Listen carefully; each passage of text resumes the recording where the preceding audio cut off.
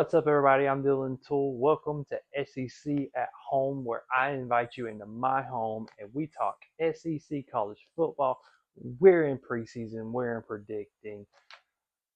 We're going to be doing some predictions tonight. We're going to be talking about 5 teams in the SEC. We're going to be talking about their wins, their losses, stuff going on, stuff that I feel like is going to impact the 2026 season, leaving that in, not cutting that. Ugh. But that's what we're going to be doing today. If you like the content, if you like what you see, hit that like, hit that subscribe button, do all the things, leave a comment, share the video. Lots of videos soon coming to TikTok. So go check us out at SEC at Home 16. That's our TikTok page. Going to have a lot of stuff going on there too. And if you came from TikTok, welcome. And this is the full version, not just those little cuts, my guy. All right, so we've got 5 teams we're going to talk about. First team we're going to talk about tonight is the LSU Tigers. Those Tigers that live down in Louisiana. Whew. New head coach, Lane Kiffin. Welcome. First time in LSU. It's going to be definitely a 180 from Brian Kelly, who was their former head coach. See you, coach. Thank you for your services. But yeah, first season expectations for LSU, I think they're really high. I think LSU has a really high ceiling. They were pretty bad though last year on offense. They were 16th in the SEC in offensive stats. Don't think that's going to be a problem. I think Lane Kiffin's going to come in. I think he's going to reamp the offense. I don't think offense is going to be a really big question mark. I think the defense is more of a question mark, in my opinion, coming into 2026. What is the LSU defense going to look like? Because we've seen them flip flop. So last year it was their offense that couldn't do anything, and their defense was really good. Year before that, defense was really bad, couldn't stop molasses in December, and their offense is what carried them. So is that trend going to continue? Is their offense going to step up and their defense going to take a step back? Hopefully Lane's been around the block a time or two, and I hope that he's able to get the right people in the right spots to make their defense catch up with their offense. Sam Levitt, QB, transfer, seems pretty good. We'll have to see. I don't have a lot of question marks from him. I've watched some of his games. He seems good. I mean, not a lot to say there. Here's the thing that gets me, though, is that a lot of people are calling LSU a championship contender. I've seen a lot of LSU preseason polls with them in the playoffs, in the hunt for SEC title. I think it's going to take Lane a year. You know, he's got to get all the things that Brian Kelly left wanting. He's got to get all that stuff squared away. He's got to get his own staff in. He might not have an offensive or defensive coordinator by the end of the year. Stuff's got to go his way. All in all, it's going to be a really good season for him.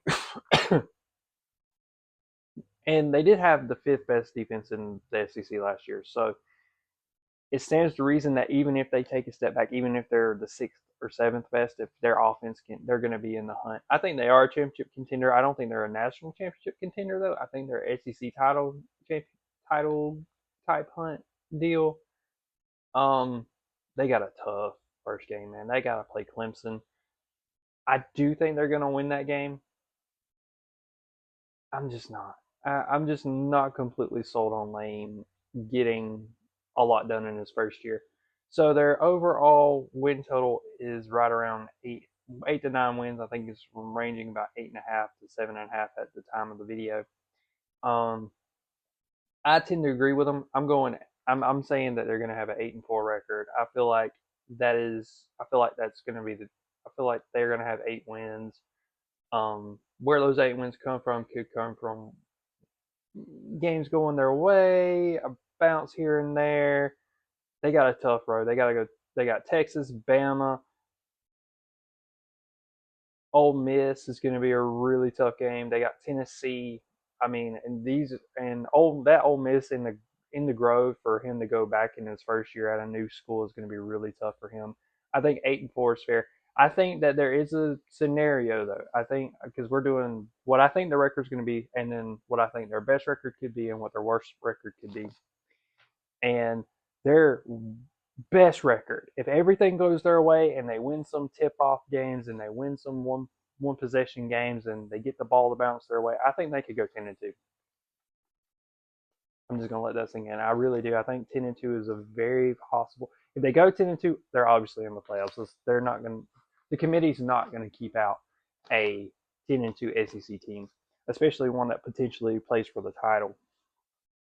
And then their worst record is 7-5, which is really good for a first year SEC coach. I just don't know how much time they're going to give Lane because he is an experienced SEC head coach. He's been at Ole Miss for a while and he's done these things. But if you look at the stats of Ole Miss, they gave him time. Ole Miss wasn't built in a day. Ole Miss was built over time and deliberate actions to make them what they are. So, and plus finding random quarterbacks from no-name schools like Trinidad Chambliss. I digress. Really thought that Trinidad would follow in there. Surprised he didn't. We're gonna have to see about that when we talk about the Ole Miss team. But that's my thing for Ole Miss. 8-4, solid bowl game. Missing the playoffs probably, but the LSU is going to be a really fun team to watch. It's going to be really fun to see Lane Kiffin there, see what he does with that program. It's going to be really fun to watch. You know who else is going to be really fun to watch? Them dogs down in Georgia. That's right. UGA football is coming back. UGA fans, I know you guys are excited. Look, UGA fans are the most insane fan base out there. And any fan base that'll bark at you randomly, they got to be pretty cool.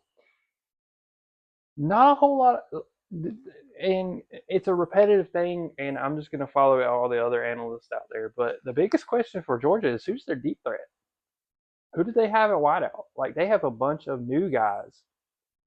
And, I'm not going to talk about their tight end room because everybody's talked about their tight end room. That freshman is going to be a baller. But who's their deep threat? They don't have an Arian Smith. They don't have a Ladd McConkey. They don't have a Brock Bowers. So they have to find somebody to step up and become that deep threat. If their deep threat is coming from their tight end room, great. That's great. But you got to have some wideouts, man. And I'm just feeding the fire. I saw Kirby Smart talk the other day about what does he do with talk about the wide receiver group. He wants us to keep doing it because he uses that as inspiration for them. And that's what a good head coach does. But I'm very curious to see what that wide receiver group looks like. And Gunnar Stockton, we know what we get from Gunnar. He's a play hard. He's going to give you 100% every time he's got the ball. He made really good decisions last year. He was very protective of the ball, threw the ball where it needed to go. He's got an arm on him. He doesn't have a cannon like an Arch Manning, but he does have a good arm on him. I'm curious to see his development through last year because last year was his first year as a starter. So he's a second-year starter. He's played on the road. He's got all this experience, SEC title game, all the things. Can he stay healthy with the way he plays? And how much has his throwing developed over the past summer? These are questions that I feel like will be answered very soon in the season. But it's still going to be curious. I'm still curious to see. And then Georgia fans, I know I'm going to talk about it. Nobody else will talk about it. I will talk about it. You guys have the Bobo, whatever, the kickbacks. Like, I have not seen one Georgia fan that likes Bobo, unless you're an analyst. I know that analysts talk really highly of him. I'm kind of indifferent about him. I think he's a good coordinator. I don't think he's a great coordinator. I don't think that he is above average. I think that a lot of the talent that he gets at Georgia helps him. But I'm calling it right now. I think that this is Mike Bobo's last year. If you're a Dogs fan, you're probably ecstatic right now. I think that once his son graduates, goes into the NFL potentially, and moves on, I think that he will retire. So Georgia's going to have to get a new offensive coordinator. This isn't anything new for Georgia fans and that program. Kirby Smart is very used to taking the opportunity to get better coordinators, and he's done it before. I mean, so it's nothing new to him, but I do think this is going to be his last year. Now, on the Kirby side of things, Kirby has a chance to do something that hasn't been done a whole lot in the in the new era of football, and that's three-peat in a conference, right? Unless you're in like a weak conference, like maybe the SEC or Big 12, you know. But Kirby Smart has a real shot at looking at their schedule, looking at who they play and where they play, and looking at what they have to do to get to the title game. They have a very good chance of three-peating for an SEC title, which is just insane. 2 years ago, there's no reason the Georgia Bulldogs should have won that title. Last year, Georgia deserved it, but they got it in a revenge game that they really were looking forward to. So three-peating is very good. But I tell you, a room to watch in that program, and that's that running back room. That thing is stacked. Frazier is going to be a beast. He looks like a beast. He looks like he could make a run for Heisman. I'm not calling that. I'm just saying there's a potential for Frazier to be in the Heisman hunt if everything goes his way. I'm not calling it. They have a 9.5 win total. That's low in my opinion. I think they go 10-2.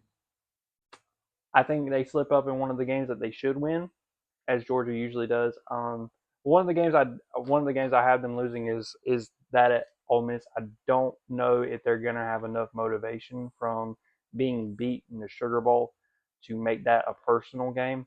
I think it being at Ole Miss is going to be really tough. The other hard game to tell, and it could go either way. You could make an argument for 11-1, but I think the Bama game is probably going to trip them up too. But 10-2 is very safe. I feel like they could slip up in a couple games. So that's my record. That's the record that I am choosing for them. Their best record is 12-0. There's a scenario where they just come out strong. Their defense is on point, what we know and love from Georgia football, and they come out and they just wreck people, shut some people out, get that defense started talking about. And Gunnar Stockton is throwing the ball over the place. They got 2 or 3 receivers come out of nowhere that nobody even heard of. But Kirby Smart's just over there like, I told y'all what we were gonna do. And then their worst record is 9-3. That's sad. That's sad that their win total is 9.5, and their worst record that they could possibly probably have is 9. 9 wins. That's really bad for Georgia football, but that's really good for a lot of other SEC teams out there. Really, really good. So yeah, I don't think Georgia's going to lack anything. I don't think there's going to be much left desired for you Georgia fans.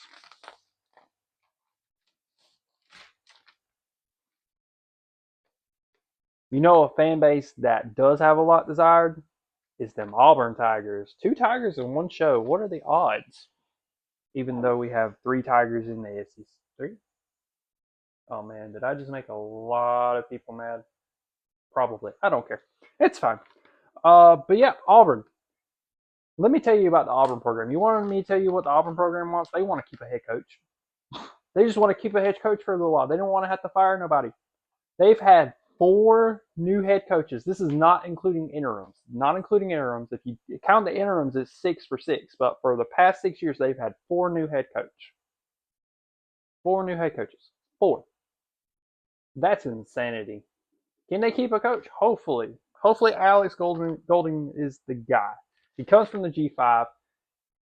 He's got a lot to prove, man. He's got a lot to prove. Brought his quarterback with him, Byron Brown. He looks good. I don't know if I'm ready to say he's great. I mean, he looks good. Time will tell on that. They have Baylor to start the year. Auburn, man. If you're an Auburn fan, I'm sorry. Like, War Eagle, but man, you guys are in the trenches right now, just trying to hold on to a football program. It seems like because every time you turn around, you got a new head coach, and he has to bring in a whole new staff. I bet you the turnover from that place is insane. I'll have to look at what their coaching turnover is, but just four head coaches in 6 years is just crazy to me. I can't get over that. um, they did have the seventh defense in the SEC last year. I got them going 6-6. They have a 6.5 win total. I think 6 wins is doable. I think it's a tough road to hoe. I think it's a tough road though. It's very, very, very tough for them to get 6 wins just with their schedule. I mean, Georgia, Tennessee, LSU, Ole Miss, Bama. I mean, that's 5, 6 losses right there. I mean, it's a toss-up game is Florida, depending on how Florida looks with their new head coach. I, it's going to be tough for you guys to get 6 wins. But we're going to say you get 6 wins, make it to a bowl. I think Auburn fans would be ecstatic with a 6 win season. At least they should be, considering where they are and how much turnover they've had. So yeah, but the good news is you got a you. It seems like you got a good head coach. You got and that coach brought his quarterback with him from his old school, so they know each other. They know what's expected of each other. They know how to run the off. He knows how to run his offense. It seems like a good fit. Uh, Maybe, hopefully, he'll make it through the year, and nobody will steal him up, or something crazy will happen, and no weird news or anything like that. And hopefully he can get a ground base this year, and then next year maybe we can get to that 8 win spot where Auburn fans really want to be 8 to 9, and hopefully maybe ACC championship or a playoff appearance. I think that's really what Auburn fans are looking for right now. 6-6 is pretty good. 5-7 is their worst record. I don't see them losing more than 7 games. I see 5 wins. I see 5 easy wins. So good for them. And their best record, if everything goes well, they win a kick here and there. They get a ball bounce their way. You know what I mean? Like I've said with all these other teams. 8-4 would make an Auburn fan ecstatic. They would be so happy with 8-4. Holy mess! They would not. Could you imagine how many times they'd get to TP the Oaks? That would be crazy. That would just be amazing for them to be able to do that so many times in a season, which I don't think they've done in a long time. Oh, it's great. It'd just be great, fantastic. That's what college football is all about, man. It's about the pageantry and the things we do with it.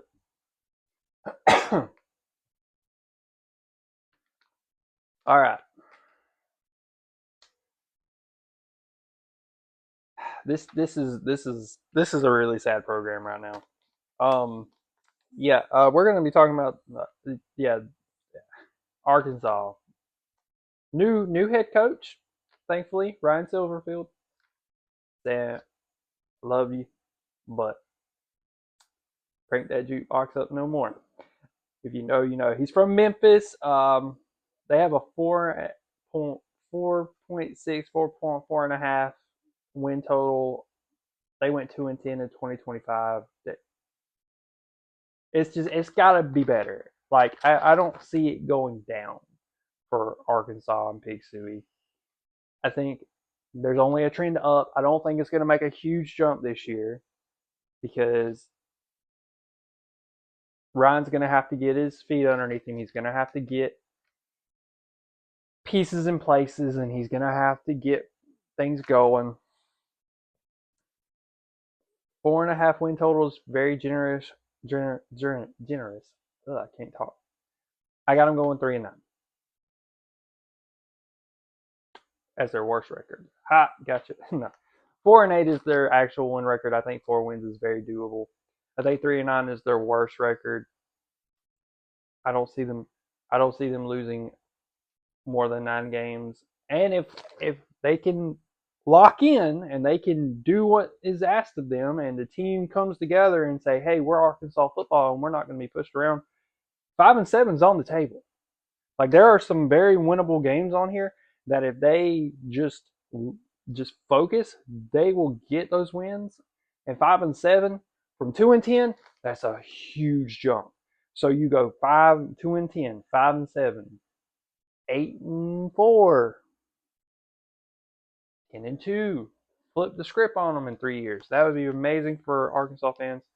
I think they just want to get the bad taste out of their mouth. I think they want to move forward and keep moving forward and not think about what happened in the past. So Arkansas 4-8. Think that's fair for them. Kind of matching the win total on that one. But yeah.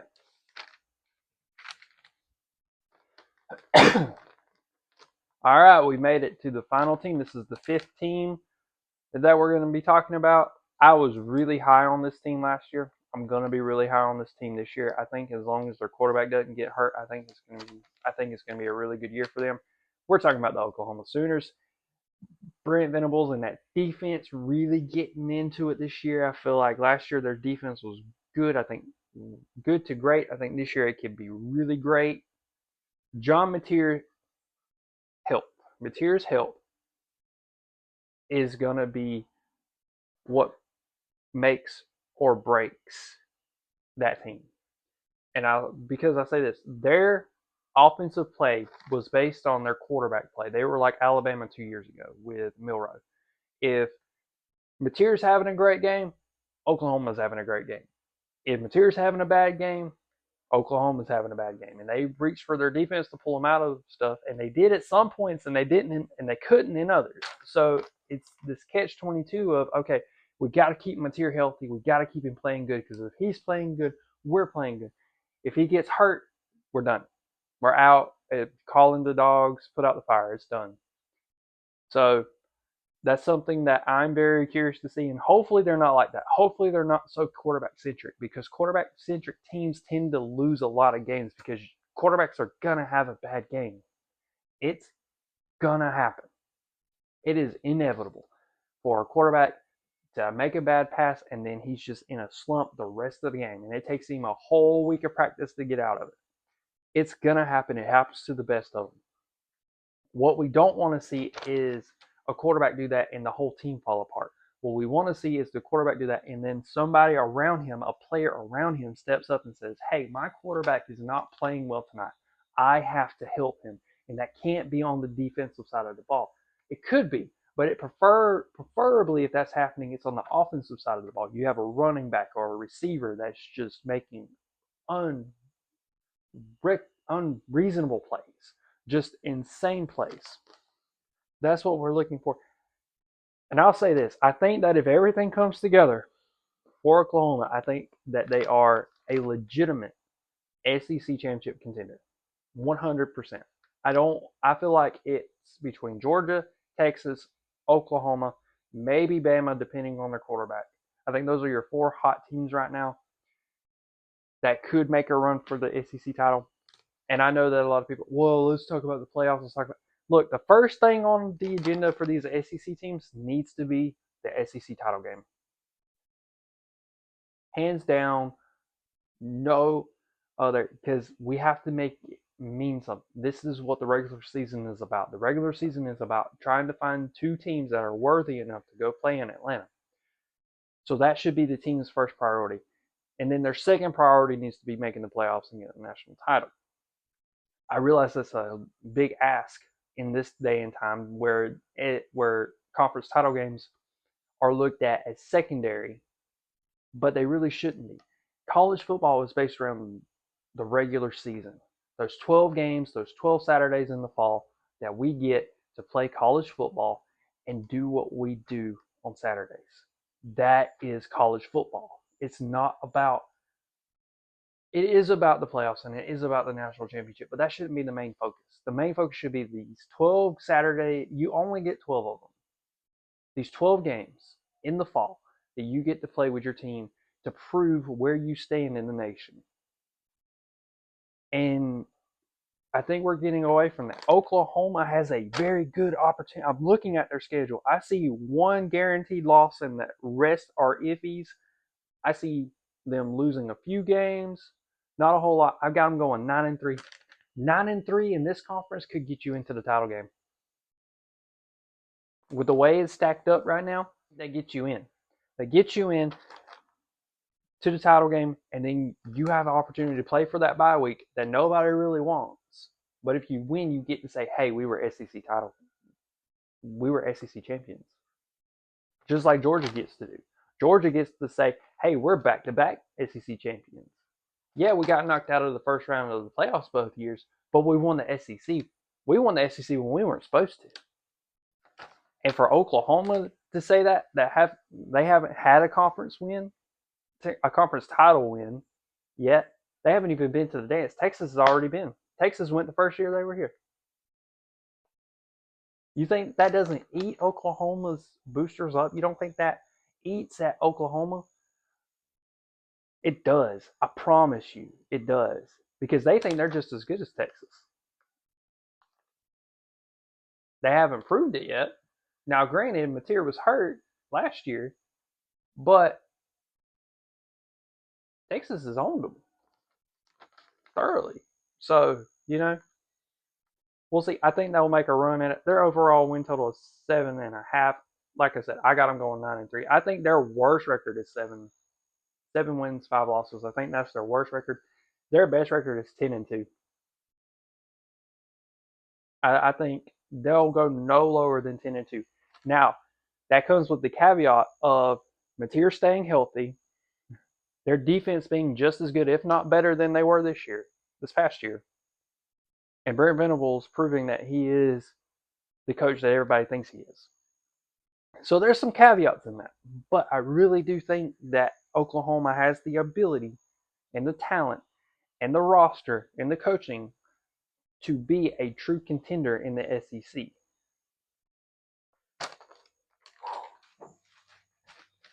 That's our show, guys.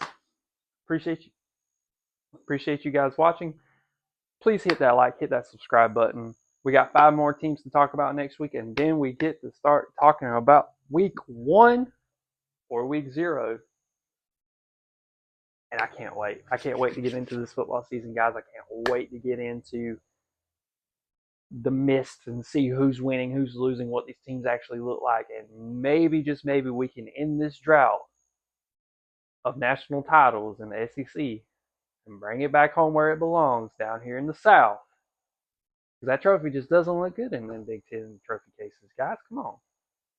Thank you guys so much for watching. Like I said, hit that like, hit that subscribe button. Peace.